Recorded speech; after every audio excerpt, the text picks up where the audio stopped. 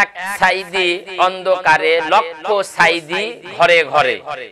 ঠিক এই রকম একজন বাংলাদেশের ইসলাম প্রিয় এবং মুসলমান ভাই, বাংলাদেশের সবার নয়নের মন হিসেবে গড়ে উঠতেছেন মেহেদী হাসান ভাই। আল্লাহ রাব্বুল আলামিন এই মেহেদী হাসান ভাইকে এমন একটি মেধা শক্তি আল্লাহ রাব্বুল আলামিন ক্ষমতা তার অন্তরের ভিতরে সৃষ্টি করে দিয়েছেন, যার কারণে উনি আজকে এই 18 কোটি জনগণের ভেতর থেকে সাইদি সাহেবের মতো হুঙ্কার দিয়ে সুপ্রিম কোর্টে এই নাস্তিক মার্কা জঘন্যতম বেহায়াপনা একজন, যাকে আমরা কোনোদিন তার নাম সোশ্যাল মিডিয়াতে আনার কোনো প্রশ্নই আসে না, একজন বেহুদা মহিলা, যার জন্য করে পুরা যুব সমাজ আজ থেকে 2009 সাল 10 সাল 11 সালে তারা বিভিন্ন ভাবে বিভিন্ন অপকর্ম করত এবং বিভিন্ন সোশ্যাল মিডিয়াতে তার বিভিন্ন খারাপ খারাপ ছবিগুলো দৃশ্যমান হয়েছে। এই একজন নাস্তিক এবং জঘন্যতম বেহায়াপনা মহিলা মুনমুন নামে যেই নায়িকার সোশ্যাল মিডিয়াতে একটি নাচ ভাইরাল হয়েছে, এই নাচের বিরুদ্ধে একমাত্র মেহেদী হাসান নামে ভাই উনি কি করছেন, কঠিন থেকে কঠিনতম একটি প্রতিবাদ সৃষ্টি করছেন। আল্লাহ রাব্বুল আলামিন মেহেদী হাসান ভাইকে হায়াতে তয়্যিবা দান করুক, আর এই বাংলাদেশ সহ গোটা পৃথিবীর প্রত্যেকটি মুসলমানের ঈমানের ভিতরে জায়গা করে নিয়েছে এই মেহেদী হাসান ভাই। আল্লাহ রাব্বুল আলামিনের পক্ষ থেকে যেন ইনার উপরে আল্লাহ রাব্বুল আলামিনের রহমতে সকিনা নাজিল হয়, আল্লাহুম্মা আমিন। প্রিয় ইউটিউবের ভাই এবং বোনেরা, দেশ ও দেশের বাইরে থেকে যারা আলোচনা শুনতেছেন, বিষয়টি এমন একটি বিষয়, মসজিদের পাশে যেই ঘটনাটি ঘটলো, চিত্রনায়িকা মুনমুন যেই একটা নেককারজনক ঘটনা ঘটাইলো, যার কারণে ইহুদি এবং অন্যান্য ধর্মাবলম্বী যারা আজকে বাংলাদেশের ভিতরে নাস্তিক বলা হয়, এই ধরনের অন্য ধর্মের ভিতরে যারা, তারাও কিন্তু এই কাজটি করার মতো কোনো সাহস এবং তাদের যে একটা পাওয়ার বা তাদের একটা ক্ষমতা, এটা তাদের চিন্তা ফিকিরে আনে নাই। কিন্তু একজন মুসলমানের ঘরের সন্তান এই মুনমুন নাস্তিক, আমি একে এমন প্রতিবাদ করতেছি, এর দুই গালে জুতা বাঁধতে হবে জনগণকে তালে তালে।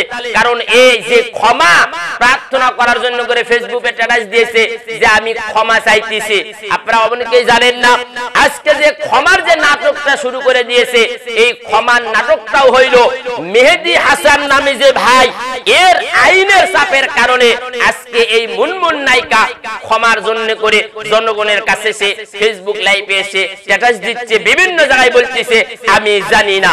এর বিস্তারিত আলোচনা হইল।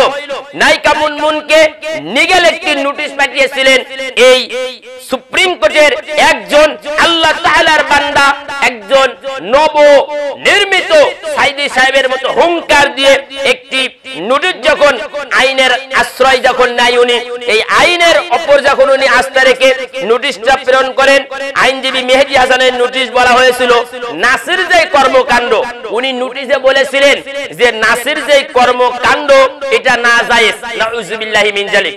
অত্যন্ত সত্য কথা বলেছেন, গুরুত্বপূর্ণ কথা বলেছেন।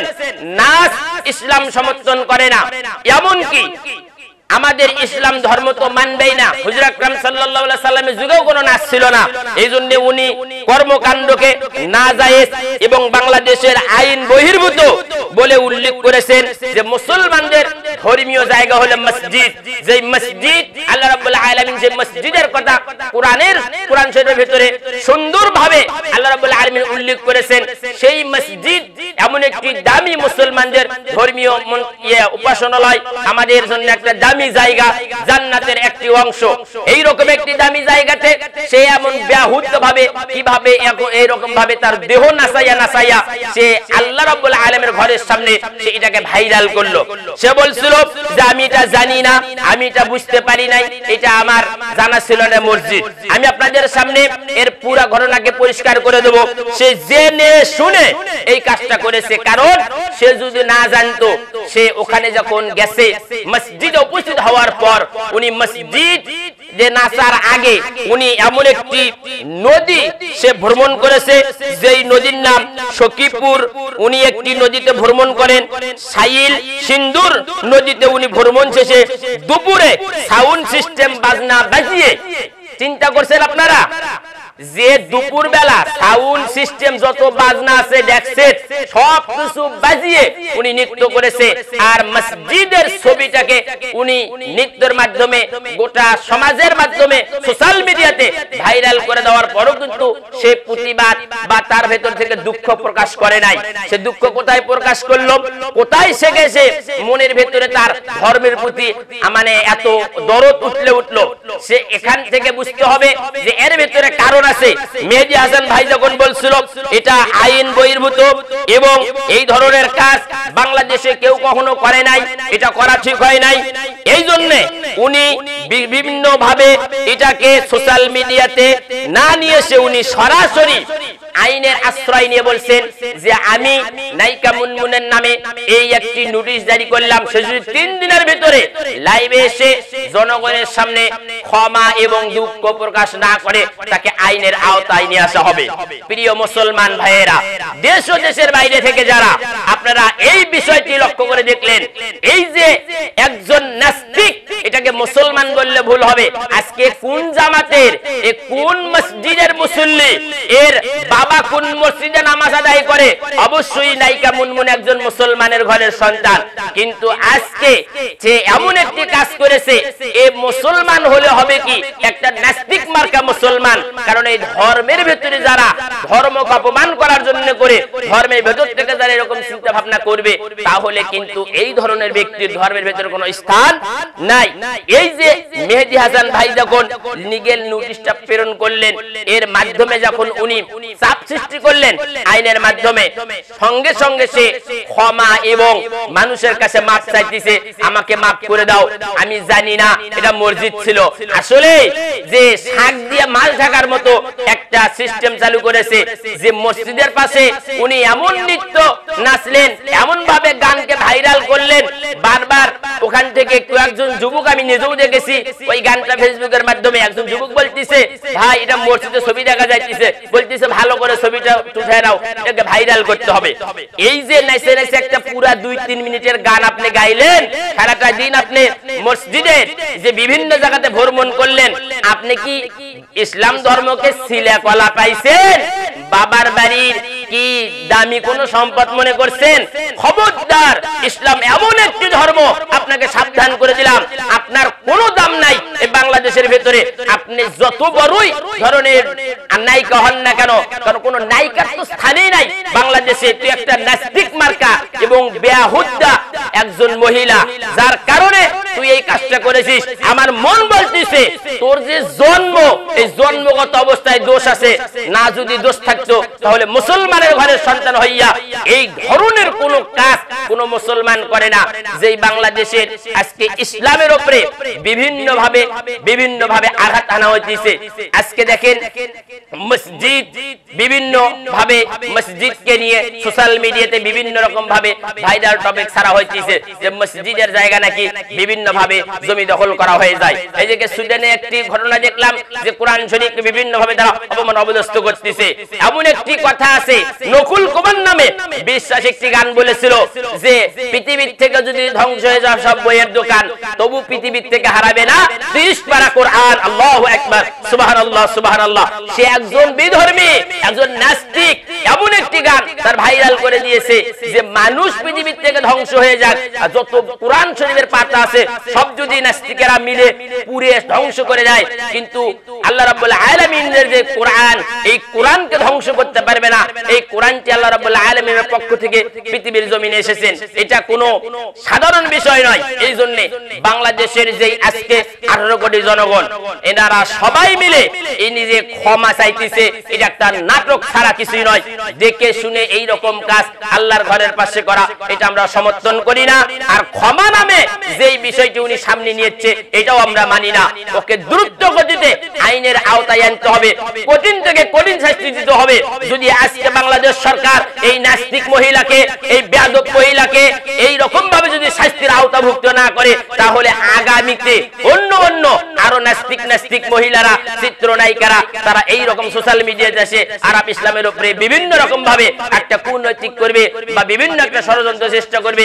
ইসলামকে নিয়ে আজকে তামাশার বস্তু মনে করতেছে, ইসলামকে মনে করতেছে একটা খেলনা বস্তু বা বিভিন্ন কায়দায় তারা দেখতেছে ইসলামের ভেতর কোনো কিছু নাই। ইসলামকে যে যত পারতেছে সবাই ইসলামকে নাচানাচি করতেছে। সাবধান করে দিলাম, এই ইসলাম এমনি এমনি আসে নাই। লক্ষ লক্ষ হাজার হাজার কোটি কোটি সাহাবা আজমাইনের জীবন দিয়ে এই ইসলাম প্রতিষ্ঠিত হয়েছে। হুজুর আকরাম সাল্লাল্লাহু আলাইহি ওয়াসাল্লামের 63 বছর জিন্দেগি, একদিন নয় দুই দিন নয়, 63 বছর জিন্দেগি হুজুর আকরাম সাল্লাল্লাহু আলাইহি ওয়াসাল্লামের জীবনের প্রত্যেকটি জিনিস বাস্তবায়ন করে উনি ইসলাম আমাদের জন্য রেখে গেছেন। হুজুর আকরাম সাল্লাল্লাহু আলাইহি ওয়াসাল্লাম বলছিলেন, আমি দুইটা জিনিস রেখে গেলাম, একটা হলো কোরআন আর একটা হলো আমার সুন্নাহ। এই দুটো তোমরা একে ধরবা। রাসূলের সুন্নাহর ভিতরে পড়ে নাচ গান চলবে না, নাচ গান নামে কোনো শব্দ নাই, কোরআনের ভিতর তো চলবেই না, এটা বিলকুল হারাম। আর এই পক্ষে যারা কথা বলবে, এর পক্ষে যারা ছাপাই গাবে বা এই রকম ভাবে আইনের লড়াই ভেতরে যদি কোনো উকিল যদি এই নাস্তিক মহিলার পক্ষে নড়ে যদি এই ইসলামের বিরোধিতা করে, ওই ব্যক্তিটাও নাস্তিক। চিল্লা বলেন নাউজুবিল্লাহ। কারণ মুসলমান কখনোই মুসলমানের বিপক্ষে যাবে না। আর ধর্মকে সম্মান করা, সেজন্য আল্লাহ রাব্বুল আলামিনকে সম্মান করলো। আর আল্লাহ রাব্বুল আলামিনকে যারা সম্মান করলো, সেজন্য মুহাম্মদুর রাসূলুল্লাহ সাল্লাল্লাহু আলাইহি ওয়াসাল্লামের জন্য করে সে প্রাণ অনুদান হয়ে গেল এবং তার আত্মাটা রাসূলের জন্য নিবেদিত করে দিল। হুজুর আকরাম সাল্লাল্লাহু আলাইহি ওয়াসাল্লাম আপনাকে আমাকে উম্মত হিসেবে কাল কঠিন ময়দানের ভিতরে যেই দিন কেউ কাউকে চিনবে না, ওই দিন আল্লাহ রাসূলের শাফায়াতের মাধ্যমে আল্লাহ রাব্বুল আলামিন আমাদেরকে জান্নাতের ভিতরে দাখিল করে দিবেন। সুবহানাল্লাহি ওয়া বিহামদি, সুবহানাল্লাহিল আযীম। প্রিয় মুসলমান ভাইয়েরা, এইজন্য আমরা কঠিন প্রতিবাদ জানাই। আপনারা এই ভিডিওকে সোশ্যাল মিডিয়াতে বেশি বেশি শেয়ার করে দিবেন এবং এই বেহুদা নাস্তিক বেহাপনায় বারবার বলতেছি, একে যেন আইনের আওতায় আনা হয়। এই যে নাটক সাজাইছে বা আমি ক্ষমা চাইতেছি, এই বিষয়টা যেন এটা আইন বহির্ভূত না হয়, এটাকে যেন লিগ্যাল ভাবে ধরা হয়। আল্লাহ রাব্বুল আলামিন আজকে মেহেদী ভাইকে সহকারে আরো কয়েকজন ব্যক্তি আছে যারা আজকে বাঘের মতো, সিংহের মতো গর্জে উঠলেন। যেই সময় বাংলাদেশের ধর্মমন্ত্রী এখন বর্তমান নাই, ওনার সচিব থেকে শুরু করে বিভিন্ন মন্ত্রীদের এখানে গর্জে ওঠার কথা ছিল। আজকে কোনো আওয়ামী লীগ নয়, কোনো বিএনপি নয়, কোনো জামাত শিবির নয়, কেউ উঠলো না। কিন্তু একজন আল্লাহর বান্দা, আমি মনে করতেছি এনার ভিতরে আল্লামা দুলাল হোসেন সাইদি সাহেবের কিছু না হলেও কিছু গুণ আল্লাহ রাব্বুল আলামিন ভিতরে দিয়েছে। এইজন্য আজকে উনি সোশ্যাল মিডিয়াতে ভেবে বললেন আল্লাহ রাব্বুল আলামিনের ঘরের জন্য করে আসেন আমরা সবাই মিলে আল্লাহ রাব্বুল আলামিনের কাছে দোয়া করি এবং আল্লাহ রাব্বুল আলামিন যেন আমার মেহেদী ভাইকে আল্লাহ রাব্বুল আলামিন এই কঠিন প্রতিবাদ যে উনি করেছেন, এই কঠিন প্রতিবাদের ভেতর যেন এই নাস্তিক মার্কা মহিলা মুনমুনকে যাতে আইনের আওতাভুক্ত করা যায় ইনশাআল্লাহ। জাযাকাল্লাহু তাআলা খায়রি ফিদ দুনিয়া। আসসালামু আলাইকুম ওয়া রাহমাতুল্লাহি ওয়া বারাকাতুহু।